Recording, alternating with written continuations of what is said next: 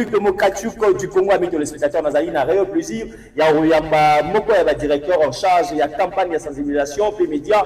Moi, au Congo, Joseph Kayembe, Ouazali, d'abord, comme journaliste, directeur général. Il y a un média Mouamingi, Nakati Eko, le Congo démocratique. Avec lui, nous allons toucher aussi quelques questions. La même Atali, sujet de l'air, Nalikamo Itali, Bozongi Yaneko Kabila, Nalikamo Itali, gouvernement d'Union nationale, Nalikamo Itali, ministre Nabiso actuel, il y a budget. Moi, au Congo, Aimé Bodji. Est-ce que Azali valablement accompagné Vision Zeta Mokonzi Ekolo? Est-ce que Azali travailler sous le leadership de maman Judith Toulouka Tuminoa, Boza Pété, Boza la connecter, Namasoa Congo Télévision, Mbotenayo Mwana Congo, Joseph Kayembe, c'est pour une première fois que Yambaye na télévision, Masoa Congo TV, mais n'a pas plateau de pour Moïse Bouitozala plusieurs fois. Soyez le bienvenu, cher ami. Merci beaucoup, directeur Moïse Mboui. D'abord, félicitations parce que vous avez parmi les jeunes, Oyo, balakisi ke courage et les kinyonso. Donc, tant on a la télévision, il y a Masolo Congo, azane sengomi parce que na yebike to bunda makas. Très bien. To dénoncer babilo komoko, to risque ba vie, mais lelo, on a ici quand même qu'avec le courage, même na kovana na télévision, il y a ndeko nanga, moninga nanga, oyo, ayebi passe ya média, engagé pe batou, makambezo tambola. Donc, ezo ça d'abord ici. Donc, na pesio vraiment longonia, na pespe merci. Nanida. Très bien. Donc, les patrons, les Masola Congo. Donc, patron. Donc, ayebi ke to uta musika. Très bien. To monagnoso. Alors, na téléspectateurs, je n'oublie pas les internautes qui vont nous suivre et qui vont toujours continuer à nous suivre parce que avec les Masolo Congo quand même. Nazana ata mwana moke wa vani na ndako ayoka déjà des solo ya Masolo Congo parce que c'est pas la première fois na tellement simananga na logo ya Masolo Congo. Très bien. Alors Joseph Kayembe toujours betano Masolo d'abord il y a Konadesi ou Ezali Bongo structure moko Ezali Bongo commission nationale il y a des armements et puis sécurité internationale na marabu ya lutte contre terrorisme batebele balobi avant to kota na mozindo nango ezanini Konadesi est-ce que otiki mosala na yo ya journalisme okota na structure automoni ya de militaires que la civile baza ebele c'est quoi d'abord engagement na kati qu'on a décidé. Merci beaucoup directeur Moïse Mboui. Très bien. Oyebi ke biso to signa déjà to loba ke toko ki jamais kotika musala na biso en tant que journaliste. Très bien. Lelo na kati ya qu'on a décidé d'abord na répondre na question na yo.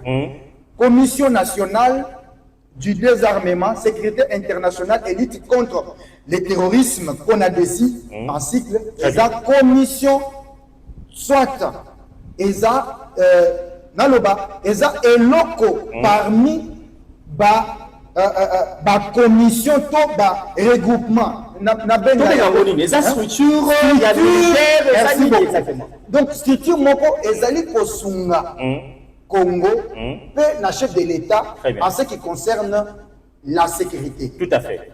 Ndenge nini tozali kosala tokoki kotika mosala na biso en tant que journaliste mais tozali kosala yango mais maintenant tozali sensibiliser la population pour que bayeba que désarmement ezali. Très bien. Est-ce que Congomani na kati ya Congo bazali ko utiliser minduki est-ce que bazana autorisation. Très bien. Il y a kosala la minduki to il faut basale la yango vai que vai. Voilà pourquoi au moni insécurité eza vraiment makasi na kati ya Congo na biso na mboka na biso nde au moni bosali Konadesi to salite to kuti yango et existe déjà ça existe depuis 2016. Très bien. À l'époque avec le VPM de l'intérieur Arima Sakani. Voilà. Mais ayez kolata nzoto natan il y a Mwana Mboka VPM Peter Kazadi avec Félix Tshisekedi bien sûr en nommant le général Placide Katumba Mbulumu qui est le général de la police mais aussi un ex-phase, quelqu'un qui s'y connaît en matière de la sécurité. Très bien. Avec lui maintenant on a structuré. La Konadesi n'était pas implantée dans des provinces mais aujourd'hui pardon, Toza na 90% dans des provinces, il nous reste quelques provinces. 90%. J'ai dit Tozalaki kuna avant Etikali Ituri, mais Tozalaki na Nord Kivu, Tozalaki na Bukavu, Tozalaki oui Sud Kivu Bukavu et puis Nord Kivu Goma et puis Tozalaki na Maniema. Donc nini nyonso wana na yebi que dans quelques jours vous allez payer na Ituri, vous allez payer na na Kisangani. Mais pour na nini on a désir. Très bien. On a désir et que ça touche ya sika na matière ya sécurité. Très bien. Comme ça na ba service de sécurité oyo vérité za la kate infiltré par Banguna. Banguna na biso ya République démocratique du Congo ba infiltré à 90%, excusez-moi de le dire comme ça. Allez-y. C'est avec des données bien précises. On a compris que la plupart de nos services de sécurité sont infiltrés. Très bien. Qu'est-ce qu'il faut faire? Il fallait maintenant qu'on puisse donner mon sous façon mon sous et la sécurité dans la mboka na biso pour sensibiliser la population. Voilà pourquoi au moment qui la vidéo moko na éviter ce qui ni da kobungisa biso je ne sais pas. Non, on va suivre la vidéo, allez-y. Voilà. On va suivre. Au moment que général Katumbai là il est secrétaire permanent. Donc c'est lui qui gère au quotidien. C'est la présidente Nengeni qu'on a dit. Vous avez un secrétaire permanent, vous avez un président, vous avez un Très bonne question. Très bonne question. Très bien. Le président, c'est le VPM. Ok. Ah, ok. C'est le VPM de l'intérieur. Ok. Maintenant, celui qui gère au quotidien la structure, c'est celui-là, le général Katumba. Il est secrétaire permanent. Très bien. C'est celui qui fait tout. Et les rapports et tout ce que nous trouvons sur le terrain, c'est le VPM qui gère cela. Mais le secrétaire permanent, comme je venais de le dire, Azaï Ali Bosote. Très bien. Basi Banoma, secrétaire permanent. VPM. Très bien. Mais cette fois-ci, il fallait qu'il y ait quelqu'un où il y a yebi sécurité, où il y a yebi makambouana, où il y a yebi pour former. Parce que na minute tozali kolobanayo, yeba ke ndeko Moïse Moui, na ba province nyonso tozo leka, tozo tika coordination, tozo implanté, tozo régler ba service ya sécurité. Tozo donc wana tozo moneza province ni wana. Wana toza na Chikapa, wana gouverneur ya Chikapa, j'espère Mokengi. Très bien. Voilà. Quand vous arrivez, au commis, beaucoup de gouverneur, au lakissier, Mikanda, tout, parce que avant de kende, les habitants comme il y a pas c'est le VPM qui signe d'abord le message. Très bien, message, très bien. Très bien. Tous les gouverneurs sont informés et on arrive là, on a les limites, il y a Angola, na Congo, ya Kasai. Donc, on a Kandiage, limite ya Kandiage. Donc, azo sensibiliser azo sensibiliser ba chef coutumier, tozo sensibiliser ba notable, tozo sensibiliser ba responsable ya ba service ya sécurité. Très bien. Kwete tozala ki déjà infiltré comme na uti koyebisa yo. Ndeko Moïse Mbouito koti na ba province to kuti déjà na ba responsable ya service ya sécurité basi bazwa ba mbongo balia mbongo ya munguna. Bazwa kaka munguna kota bango ba grâce aujourd'hui à la Conadesi, il fallait koyeba bango. Il fallait qu'on vende sa bango. Papa yo oza un tel, il y a servi de sécurité, mais malheureusement, vous allez comme ça la moussala na yote baye biso to entendre bango. S'il faut faire les rapports, to sali les rapports pour le moula bango parce que calamité on a qui mise en place na kati à la police. Très bien. Mais sache aussi que il y a eu la grande partie des rapports donnés par au VPM. Voici comment les choses se passent dans nos provinces. Vous savez, le VPM n'est pas obligé d'aller partout au même moment. Mais puis en tant que représentant à travers Conadesi, na général Katumbai, mais au côté na ba province mais avec difficulté. Pourquoi des difficultés? Parce qu'il y a des documents ici que je peux vous partager. Allez-y. Déjà, même par le VPM a signé Yango Etikali Kaka Ndeko, mon amboka ministre national Yabidie, Mboji, et même Mboji, a signé Kaka. Parce que est-ce qu'un service de sécurité peut se lamenter pour manque de moyens? Non. Mais vous voyez, ma de Konanga, vous avez média, vous allez avoir comme membre et à Conadesi, vous allez journaliste et Mofani Samoye, situation, et plus qu'à pour traverser situation, il y a agression, il y a Rwanda, il y a Paul Kagame, il y a M23, il y a Nanga, imposé Bisso injustement, ils ont dit situation très compliquée, ils ont aussi dans la ministre de la Finance, ministre Abidji, dans la sagesse Mingi, qui veut dire, qui vous a dit que Emeboji bloque le financement et avancement à Conadesi. Ce sont les documents. Les documents, pardon. Très bien. Ce sont des documents que nous avons déjà signés par le ministre national ou le VPM de l'intérieur. Oui, il y a Moni Moussala, vous allez tout ça. Donc, le VPM intérieur a signé, collègue Naya pour bloquer le financement. Mais Aza pour bloquer. Il y a maintenant plus d'une année, on est en train de se débrouiller. Alors qu'il y a déjà tout y est. Tout, je dis bien tout y est. Il reste tout simplement à afongola motema po mona musala oyo kona des azali kosala parce que on ne peut pas. Est-ce que musala vous ça les prioritaires parce que les Cameroun nous débrouillons on déconne des comme moi et Assemblée nationale nous débrouillons. Nous ça na ba papier. Assemblée ba wuti ko ke Brazzaville, baza quand même na moyen. Mais puis nous recevoir même pas un rond. Même pas un rond. Ça na ba poche na bino. Na ba poche na biso so qui veut pas ma foutite le général prend en charge. Très bien. Vous voyez ça? Et on met quand même d'abord le VPM de l'intérieur en difficulté avant de citer même le général. Azali Kosala, nous sommes des parents. Très bien. Nous sommes des parents quand on quitte Kinshasa. Tout le monde sait que non, le directeur de communication Joseph Kayembe est parti. À quelle mission? Maman Penanda pour que papa qui est une mission. Et c'est une chiffre.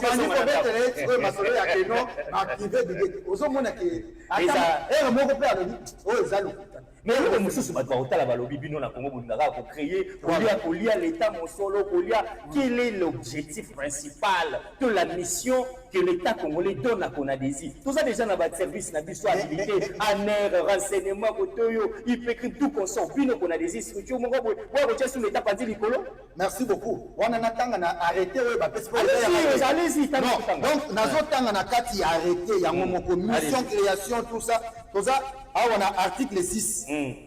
La CONADESI a pour mission principale d'assurer la mise en œuvre et le suivi du programme national du désarmement et la sécurité internationale, ainsi que la lutte contre le terrorisme sur l'étendue du territoire de la République démocratique du Congo. Très bien. C'est quoi ma mission Moussoussou? Allez-y. Mettre en œuvre les instruments juridiques et tout ça. Organiser en collaboration. Sensibiliser la population sur les questions du désarmement. Très bien. Et la sécurité internationale ainsi que le terrorisme. Donc, Moussala Nabiso, parmi Moussala Tozali Nayango, parmi ma mission Tozali Nayango, et ça sa population. Très bien. La population Aïeba que CONADESI, Azali ko sensibiliser. Ndeko na ngai Moïse. Allez-y. Na keyi na fin fond na ba Équateur na Mbandaka na au fin fond du corps au territoire ndeko. Insécurité za na mboka na tina ba côté wana papa. On saka ezaina Goma, ezaina Est. Insécurité za kuna okokuta bato bazotambola na ba arme insécurité zali. Mais il faut que yebisa bango ke yo ata arme de chasse okoki kozala nango sans document. Très bien. Je vous dis, nous faisons un grand travail. Mais par la mauvaise foi, on pense qu'on blague, on ne blague pas. Très bien. Parce que là, on circule de partout, on est en train de sensibiliser. Très bien. Tous le Bamakambo, Italie, insécurité, on a sensibilisé, on a payé des savants, biso en dehors de la République démocratique du Congo, Tokozalaka, biso Namboka. Namboka Moussouté, ça c'est vrai. Pour lui, qu'elle a jamais mouna, dans nos comités. Très bien. On a dit que Moussika va baigner dans le téléphone, va juste sortir 100 000 $, mais plus tard, pas nanayo. Donc, ma communion soit dans des salités. Aujourd'hui, on a des exemples pour ça, la moussala makas, implantation, malgré les moyens zaté, nous continuer comme ça la yango et nous allons profiter. Allez-y. Caméra nayo, on a koyé ça. Ministre et Abidie. C'est un message que CONADESI, c'est une priorité parmi tant d'autres priorités sur le plan sécuritaire. Parce que Tozali Kosala Moussala, il fallait que Fouta, dans Nambogo, Bazali Kosala dans la sécurité, Bazali Kopesa Biso, un rapport sécuritaire, Bazali Kopesa Biso, nous sommes Tozali Koptia. Na maboko ya ministre de l'Intérieur pour que sécurité na biso est assurée. Il est inconcevable aujourd'hui qu'un service de sécurité comme la CONADESI, qu'on commence à se lamenter, qu'on commence à pleurnicher pour avoir ce qui est pour l'activation de notre ligne budgétaire. Donc, c'est en ces termes-là, voilà pourquoi au Moniwana, Tozawati, Tozana, côté ya Kamako, après Kamako, Kanjanji, Awa, Azali Kosolola, Naba, chef coutumier, voilà, bazor fait sa réalité et belé. On va plus dans sur terrain. Voilà. Très bien. On a comme on a boyé, bazakuna, bande qu'on a biso ya bangolais, parfois bazor côté sa bilo kwa mabe. Tout ça, il faut suivre. Et ça fait la réalité belé tozali kokuta na terrain. Très bien. Vous allez vous imaginer que vous allez vous retrouver dans un coin, oyo, ezakaka na ba nouvelle unité, na ba service de l'État. Donc DGM, ANR, des MIAP, etc. la police. Mais vous avez commis tout. Bato yo ba nouvelle unité. Est-ce que vous avez ça la musala bien? Ba kosala musala malamu te, ba kozala kaka na tracasserie. bakozala kaka kosala mabe pour vivre. Qu'est-ce qu'il faut? Et ça parmi ma recommandation, et ça parmi la réalité des terrains, vous allez que vice-ministre intérieur, VPM intérieur, pour que remédier avec les commissaires provinciaux pour la situation. Il y a des policiers, il y a des frontières, des conditions malades. Tout ça, ceux qui ont des à Kendagité, ceux qui général Katumba, il y a Joseph Kayembe, la délégation a été pour l'inétoyer la Kinshasa. Nous avons beaucoup sensibilisé et on continue encore à sensibiliser. D'où les appels Moussa Nayo en tant que Kamona Kamba, Bossala Yango, pour qu'on a des ligne budgétaire na yeza l'activer Moussa Lazali ko sala. Merci pour la sécurité ya mboka na biso. Merci Joseph Kayembe, amis téléspectateurs, voyez ba kaité likamutali sécurité, likamutali renseignement et zalra bongo question de base ya de Moïse parce que na Sarabino mboka o ezali bien sécurisé qui ataba investisseur bakoya na mboka wana te bravo na bande ko ya kona desi a na compétence umbela maman Judith Teluka Timinwa oyo Kimbodi maman Judith Teluka Timinwa yebisa élève na yo azali Aimé Boti ayo kapé courrier ezali na mesa na epona bande ko kona desi oyo collègue na passé à signer VPM il y a intérieur Jacques Chabani. Merci na camarade Joseph Kayembe pour na couper sa mission révélation au Basaï na Monsala Mounier na Bazar au Sala na Konadesi. Je pense que à l'issue il y a une mission juste après son départ, on va faire cet effort là au Banako Taka pour avoir d'informations en temps réel avec sa permission parce que Zali mo Bazar au Kamba c'est de la communication presse où Zali au Kamba Konadesi to royem sanabino le lingue Bazar ko kende évolution na bango ainsi de suite. To kangi parenthèse wana moi moké to le bela matali bozongi ya mwana Congo Joseph Kabila Kabange ancien président de la République démocratique du Congo. Je pense que vous avez un domaine où on a payé à moi sécurité, pour moi par révélation, on a aussi dévoilé ma camouflage parce que c'est un domaine sécuritaire. Tant que ça pour le Kabila Lelo, Batubele Kolobela, retourne surtout dans la scène politique. Joseph Kayembe, aux Akomon and Dengeni Kende Kabila, un jour, pour son papier sur son pouvoir, na Kitabokoti. Et ça rêve Moko et Kosale Makate. Donc, il faut soutenir la politique qui va le barater, vous savez, vous savez, la politique est dynamique. Vous avez la constitution. Très bien. Vous avez en connaissance des causes. Très bien. C'est-à-dire que tu y a poto le bate, mais ndekonanga Moïse Mbouyi, nazali ko yebisa yo ke ekosalema ndenge nini. Parce que nous avons la constitution. Très bien. Moi, Namboka, Joseph Kabila, respecter ma case en tant que président honoraire. Très bien. Yamboka Nabiso. Il fallait que tout azana ba rêve mususu. Très bien. Na moni ba ancien président lokola ya ba Sénégal na tout ça bazu ba commission moko boye ba misal international. Très bien. Bazali ko sunga mboka na bango pour être insécurité zalate pour être mboka na bango et que liboso. Ya biso azana entourage mabe excusez-moi de l'aider. Oui. C'est ça qu'il est mal entouré. Il est mal entouré. Bazali ko Bazali autour n'est pas professeur d'université, pas doctorant. Professeur d'université, c'est que Bazali ko sungaye. Tant au moins Namboka, parce que Nazana posa ko zonga si maman moké. Allez. Tant au moins Namboka, le président de la République Félix Antoine Tshisekedi Tshilombo a yebisa biso plusieurs fois que Ndeko Joseph Kabila yende mukolo M23 na AFC Toboyaka. Pour la battre belé bakanisaka tango mwana mboka Joseph Kabila aza kolobate yango elingi kolobake aza mayeli yango elingi kolobake aza innocent. Non, mais il fallait quand même donner temps au temps. Gloire à Dieu, il fallait makambo évoluer pour te comprendre que mwana mboka Joseph Kabila en tant qu'ancien président de la République au lieu à Sungamboka yé aza na posé à s'accrocher et aza en connivence avec les ennemis de ce pays. Donc je n'ai pas 4 chemins à prendre ou 5, mais nazo kende kaka tout droit. Parce que là sans preuve hein oui pour l'accès de Joseph Kabila. Awa siko ya komi na suka il faut apporter le côté barreder les bazali. Bolingi prévenir. Joseph Kabila, bayebisa biso le pas président Tshisekedi qui aza en connivence to boya. Augustin Kaboy le secrétaire général ya UDPS aloba ya lokola ye majorité balinga kayete. Et Kaboy azoloba, Kaboy azoloba. Et moko baloba ya biso Kabila za moko bien, homme sincère, tout honnête. Mais au début, les années qui au bas na yo Mais c'est ça. Au moins, tant que vous moi si biso toza ba marié. Au début, tu as peine à réticence et délai. Très bien. Bon, au début, moi si nous sommes la qui s'acquitte au alobi bien. Mais plus le temps, on comprend. Moi si n'a tel par défaut, tel par défaut. Alors combien vous êtes en public? Moi si au bali na mbongo, moi si au nimaki azamate, côté ya été ya bongama sala malamu, yo komi ko ya na public tala na bala ndoki. Tala na bali mutanga bomanga. Tout dépend aussi il y a ba faute à comment ça. Très bien. So monique awe loko siso ya ko bombe ezati. Oya ko kufu. O sala ni.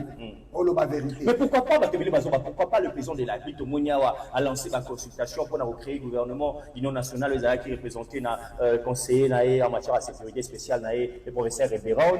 Pourquoi pas Bakebele Balobi de Moïse Boutuna Bato nous sommes accompagner communication vers Tata Mokonzi Félix Tshisekedi Alukaki l'ancien président sénateur à vie au Azali Namboka Ndeko Kabila président Tshisekedi tout le monde en tête à tête na bango a tout Ndeko 18 ans au salaki secteur de la sécurité aux alaki ndengeni tout ça. Enfin, allez. Vous voulez que le président Tshisekedi a bengaye combien de fois? A bengaye combien de fois? Non, pas bengaye, c'est une consultation. Tout le monde est informé aux même c'est un président, mais awa a commis sud-africain, a commis Kounane, a zolo de la biso, a zolo bakozonga, a commis. Donc, mon frère, le problème qui est là, c'est que les Congolais, sérieux, excuse-moi, allez-y, ils vont comprendre, période aux alliés qu'on traversait, Ndekonanga Moïse Mbouyi, je suis parmi Batubazonga na Kinshasa, le dimanche soir, Oyogo Mekweyaka. Avec Général Katumbayi et la délégation, nous étions à l'hôtel Grand Lac, Goma. Goma, très bien. Basi, BBC Connexion, Basi, BBC tout, et pas ennemi Nabiso. Mais vous avez déjà informé qu'ils ont quoi? Nettoyez pas. Très bien. Et on a déjà même travaillé sur ça. D'ailleurs, le gouverneur Chirimwami est mort. Donc, Natongo, Tozo Solola, Tozo Laksana, document, on va faire ça, on va accueillir Bakei Kobomaye. Natongo Tokei, général Katumbayi, avec l'ami qui était avec nous, le conseil du VPM, qui était avec nous à Goma. Le nom est parti. Très bien. Nous sommes allés au gouvernorat, on nous dit que vice-gouverneur là-bas, très bien. Côté Bas, Kakandengo le Yuan. Tozongi na hôtel, désarmé.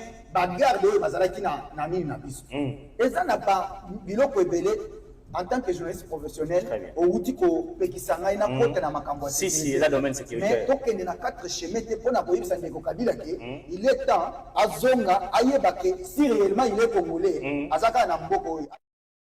On a pas intérêt parce que vous savez Nanga même après les enfants de nos enfants Nanga va toujours regretter. Le salaire du péché, c'est la mort.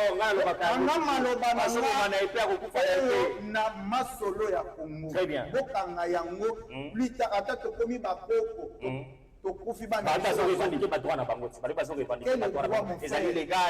de 10 millions de Congolais. Est-ce que Nanga manquait à manger?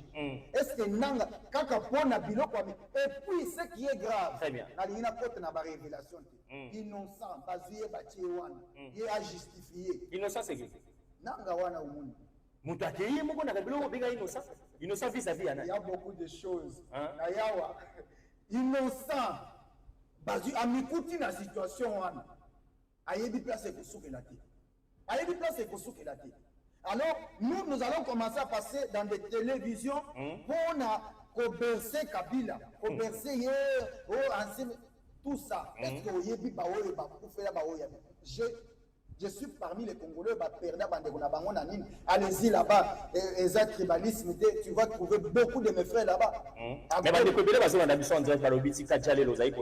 parce que vous allez comprendre que les soucis Kabila Azali Nango, soucis Nanga Bazanango pour libérer la patrie, on nous suit un peu de papier. Inconscient.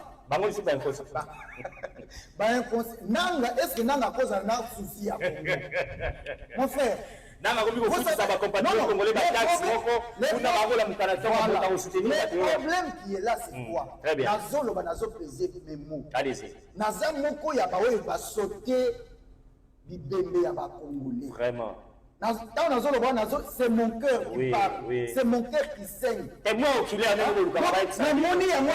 pose la question, Seigneur, est-ce que Nanga comprend tout simplement que niveau ya ba Congolais bazali ko kufa. Très bien.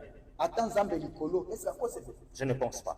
Balabanga le barilo moko adage moko merci Nandeko Joseph Nabaka et le connu c'est la bande les pina souka nango. Po boza ko mona ngi le spectateur ningi to récupérer surtout Kavumu et puis ba territoire mamingi za relaxa déjà chute ya ndeko nanga. Nanga ndenga azali wana azasi ko bouleverser. Nanga ta Congo Brazzaville a kokendete. Kagame kuna pa boyi. Biso na Congo tozoluka to kabola nzoto ne moke moke to sala ta broche to tekela ta mbwa na biso bali nzoto ya nanga. Nanga ko ibali suta okewa po to kokenda. Un exilé forcé, à comment on a ami en français, le salaire du péché, c'est la mort. Et qu'on sort dans le monde de Konayo, soutenant la communication, ancien gouverneur a bombé la mission Sankourou, a été payé sous Stéphane Moukoumadi. Dans la Moutou, soutenaka. Non, non. Et si je vous dis, dans la vie, on a Zolo Bayango, na bandeko bazolanda biso na bawe bakolanda biso na ba réseaux sociaux. Très bien. Et loko eleki kimia ezate na mokilo. Na mokilo toza ba parents, nevo mona bana na yo oza na fufu que je me pose la question, Moukoumadi manque le nécessaire pour que nous rejoignent. Et ça va, sentiment na poto la celui diaspora celui ngana kamwe. Comment une diaspora ko kenera ulimala? Parce que ba rebelle kalabato. Mais ba rebelle de sang, ba écouter la biso, bazali bato batangi expérimenter dans mikili ya poto. Voilà pourquoi j'ai une proposition. Allez-y rapidement. Proposition nanga ezak il fallait ba bimisela biso ba loi wana. Oyo nyonso aboma congolais, apota rébellion. Il ne peut jamais être député national. Jamais. Il ne peut jamais être gouverneur de province. Très bien. Ministre, président de la République. Pour que les gens comprennent. Papa. Voilà des propositions, les députés nationaux, voilà les travaux, voilà les... Quand nous parlons Babiloko, il y a Bakoufiouana, très bien. Mon frère, les jours où on a perturbé même la connexion à Goma, avant que Nani gouverneur à Koufa. Chirimouan Yakoufa. Avant que Kati courant, on a perturbé la connexion et tout. Tu vois l'enfer. Mais les frères qui continuent donc à demeurer à Goma jusqu'au jour d'aujourd'hui. Est-ce que vous avez un niveau et un fer vivre? Avant tout, si ça va, ça la face de Konanga parce que dans le Bakawa, dans la message, ils ont comme la biso dans la situation très compliquée. Dans le Bakana, dans Goma, nous sommes unis, nous sommes soudés, unité nationale, solidarité. N'engé bon, on aura toujours dans le comportement parce que tôt ou tard, avec Félix Tshisekedi, nous sentons que la paix durable est aux ala awana pour le Congo démocratique. Et ma président Bakoya Kaka, Bazalaka Bato ba hérité Oyo.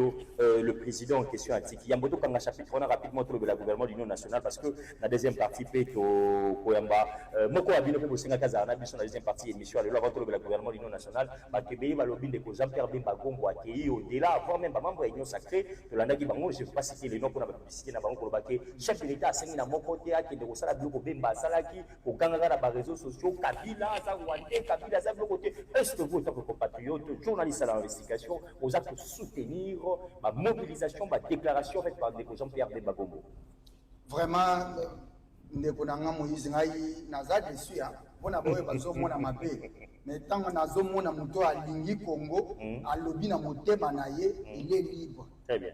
Il est libre parce que tant nazomona ebelo bazali Boma 10 jours les jours na Goma na Bukavu na ba territoire et puis bino bozo linga boye di service soki ndenge nini wana boti kambemba sala oya akoki ko sala za congolais c'est le sang c'est le sang oyo ezali ko couler na kati ya veine na ye ezotinda ya loba makamona soki péché de l'état tinda yete et belé excusez-moi allez-y avant ko landa ye comme le ministre de l'état ba moni pemba telemi allez bango la commencer à faire des déclarations c'est encouragé on doit le laisser parler. Quelqu'un qui vous tue.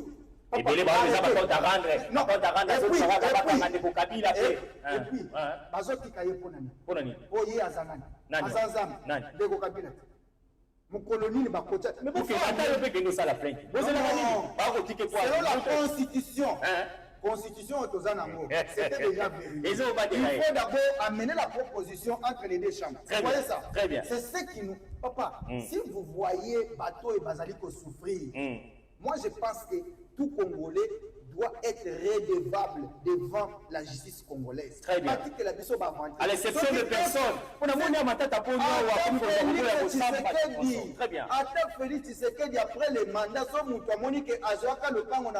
illégalement,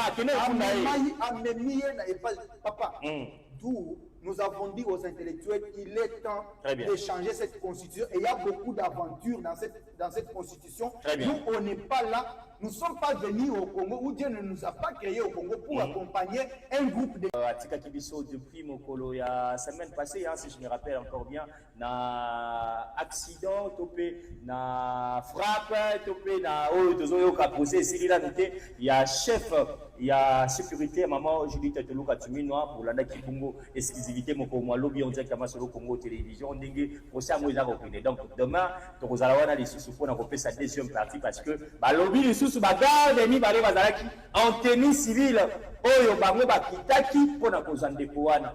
Bandeko nyonso balekaki bakosamba balobi babetaki ndeko fistote kobanda na ye moko na major ti na babrigadier ainsi de suite babeti te mais côté la source voire même ses amis bako témoigner avant l'histoire tout fois à rassurer bango ke bana mai na qui frappe ya kosakana te vraiment qui dit mieux qui dit la vérité la justice va faire son travail avec le spectateur bravo surtout la composition on a vraiment il y a haute cour où bazali kosala auditorat militaire wana na kopesa longoni ya mingi et sincère félicitations na mwana ya Congo le président ya cour constitutionnelle où azali bongo le pasteur Dieudonné Kamoleta atalisaki na ndeko matata ponyo mapone na ba avocat na peu importe ba belge ba français na éviter ba suédois que la cour car la parole laissez la cour de procéder dans likambo Italie opération de séance na bino ta kopesa cour injonction wana lingaka mingi tango président azali kokamba audience apesa ka APC wana parce que nul au-dessus de la loi il y aura kopesa cour injonction terrible ça a été na lingala lo baboto la maloba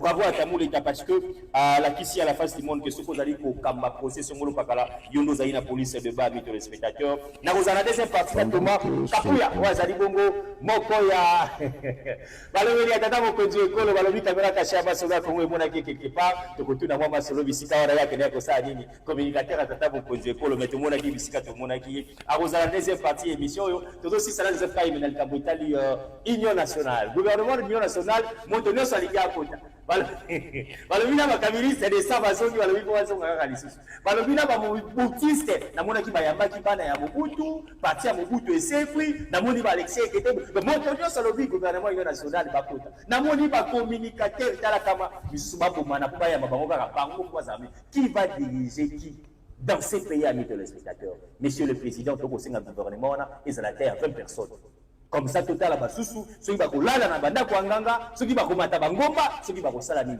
mais le 20 personnes ou les 30 personnes que nous proposons monsieur le président de la République et sengeli za la bateau yo pour créer sika nous ne voulons plus voir les combos fatigueux monsieur le président de la République kaka bango batangela ka kelasi baza na ba ministère wana je ne pense pas amis téléspectateurs cette fois-ci chef de l'état ministre de la jeunesse et sengeli pena yo moko tala mangosala ka monsieur le président de la République vous êtes un président qui joue tous les rôles ministre de la communication, ça la voit, même ministre, on fait ça. Ministre de la jeunesse, ça la va mobilisation, ministre de la jeunesse. Nous voulons des personnes maintenant, où à ça qu'on mériter, si quand monsieur le président de la République, ministre de la défense, il y a Bila, où à ça qu'on mériter, ABC à Makamouane. Ministre de la jeunesse, à la pena, jeune noir, il y a une situation exacte à Bilingue. Ba jeune ba misala ba combien au ba chômé ba combien au ba ça combien to limiter les sous ba ministre ya jeunesse ba koya na kikuya kuya ayi na eka tourisme na ministère ya jeunesse pour éviter ni sengela sala comme proposition je le fais gouvernement de l'union nationale za kobima malobana yo est-ce que vous avez consulté oui nazalaki consulté mais j'étais représenté parce que nazalaki sur place très bien mwana mboka Moïse Mboyi oyebi makambo zali koloba ça makamoko très sérieux. Très bien. Gouvernement économique. Kaka nengo lobi wana ezana ba oyo basi ba comment pesa ba 1 million, pesa ba 500 000. Très bien. Ba kota gouvernement ba misusu ba kotina ba ndako ya banganga. Très bien. Kote ba kota na gouvernement. Mais la seule chose que nous demandons au chef de l'État c'est quoi? Allez-y. Ezana batu ba kota na gouvernement ya Félix Tshisekedi banda na mandat ya liboso. On dirait ba kota na université ya ministère. Très bien. Donc kaka bangone batanga ya biso eza diplôme té. Très bien. Ya batu mususu baza mayele eza diplôme té. Baza ebele na koki ko citer. Totala ba komo na bango té très bien. Eza ko sala la bango campagne inutilement. Très bien.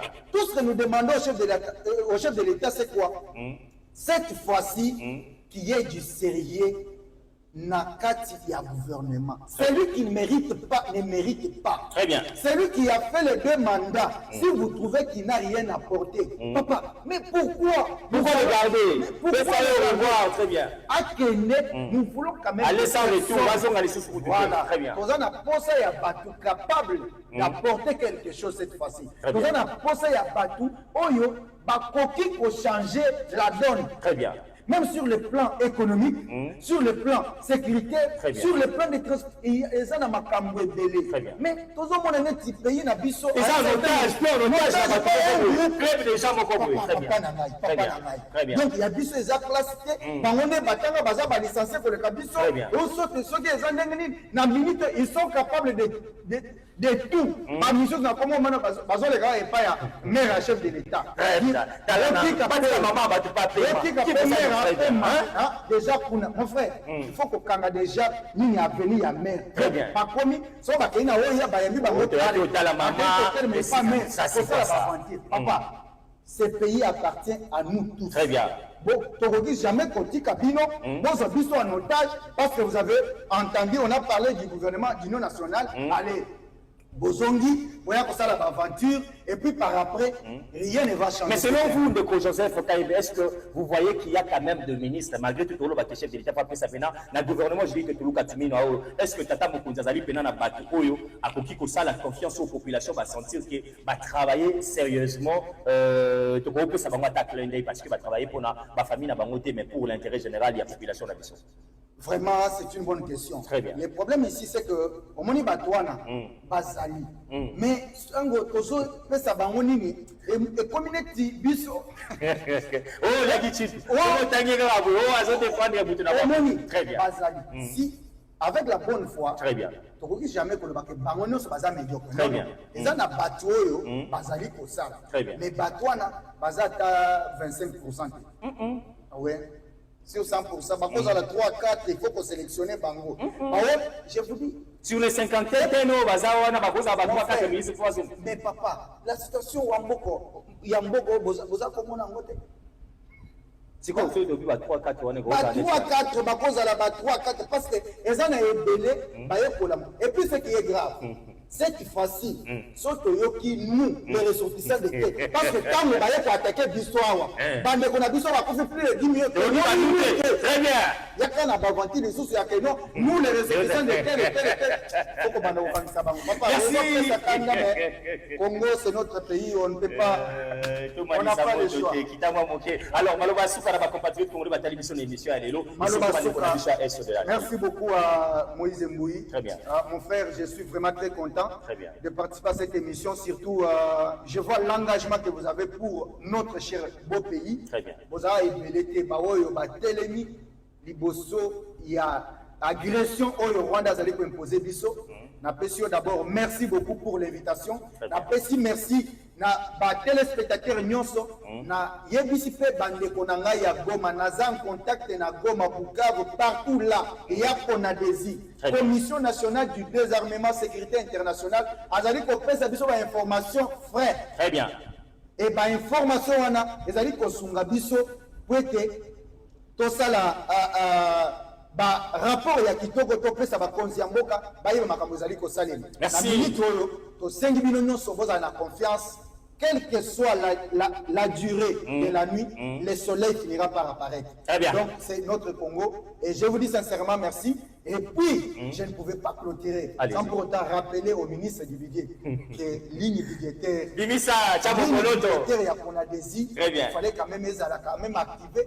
Pour mon salaire, c'est au même titre que tous les autres services de sécurité. Jamais donc au Kiti na moko ozangi place à Kola parce que ligne non service nous avons aussi droit que notre ligne budgétaire soit activée afin que Général Katumbaye avec tous les services de Konadesi travaillent dans de bonnes conditions pour la sécurité de notre pays. Très bien, merci à mes téléspectateurs, merci à Bana Congonion sur besoin qui c'était avec M. Joseph Kayembe, Boébi qui est avec le confrère, journaliste et surtout d'investigation et qui est Bongo, le show. En tout cas, merci Nabato, Botali Bisso, la première partie. Deuxième partie, nous avons un communicateur d'Ata Mokonzo Ekolo, M. Thomas Kapouya, ou Rozala Bongo Nabiso pour des questions de l'heure, dans Matali situation sécuritaire, dans Matali gouvernement d'Union nationale, Matali province Nabiso Alwalaba, amis téléspectateurs, bravo Nabino. Mozala qui est belé, il a lancé Mbela Moko et Paya Maman, honorable Patricia Mouite, Wazali Molobeli, ya Bana, ya commune, ya Télé, maman, honorable Patricia Mouite, Bana, ya commune, ya Télé, Balobina, Bisoto, comme sa message, oui. Talana Kati, ya commission, Oyo Babimisi, ya APK. Caucus, ya député, nous sommes Ozali, les seules et l'unique femme, Ozali, na Kati, ya commission, mana. Et puis maman Nabiso Aziza Nathalie Mounana Oya Tika Kili sous Kinshasa pour aller dans le Congo central pour Nakokende. Pour faire ça apport soutien, il y a le gouvernement national n'a pas sinistré, n'a pas déconabiso ba victime, il y a Boebi dégâts et salama qui pour Nanga Boya le Congo central Nathalie Zamounana Atangaki Maboko na été akenda ki bongo pour accompagner pour les ali ba victime Nabiso et puis nakopé ça ba vivre, nakopé ça ba mousse, nakopé ça ba enveloppe, na ba famille nyo sont touchés. Voilà les soucis, il y a les peuples d'abord au Félix Tshisekedi, Tshilombo, Azali Kolobela, et je pense que cette dame a mérité applaudissement, na bisognon sur population parce que bisika nyon so oyo bande ko na biso bazo la déranger, azo sa ka oyo ezali ABC, il y a attribution na la ministre des Affaires sociales, action humanitaire. Tout le monde a les deux reportages, bon, nous avons la deuxième partie avec un déco Thomas Kapouya Énergie Zananou pour nous servir Bino Namasoba Congo, c'est parti. Dans différents sous-siates installés dans cette contrée du pays. Devant le notable, le chef coutumier, le responsable des services de sécurité et la société civile, le général Katumbaï a trouvé des mots justes pour expliquer la quintessence de sa mission. Voler à l'ibosé, c'est le volet sécurité. Quand il y a sécurité, en bon cannabiso, il y a que mboka na biso ezali agressé et puis mongona ayebani kola mboka ezali agressé tokoki kofanda lisusu distrait ndenge tozalaka na temps normal. Pour le moment esengeli congolais nyonso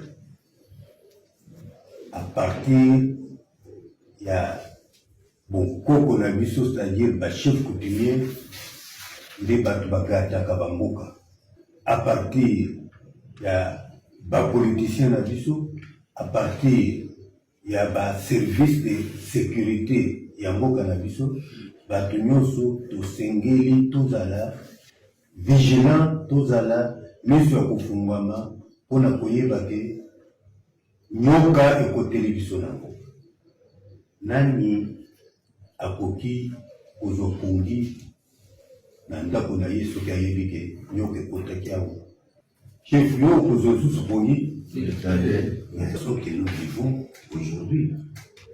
Nani akoki kozwa pongi, nani akoki kokotisa mwana na ndako ke alala soki et puis soki nyoka ekoti na ndako ata mwana ya liboso azaki problème na leki na ye bakoki mpe baproblème wana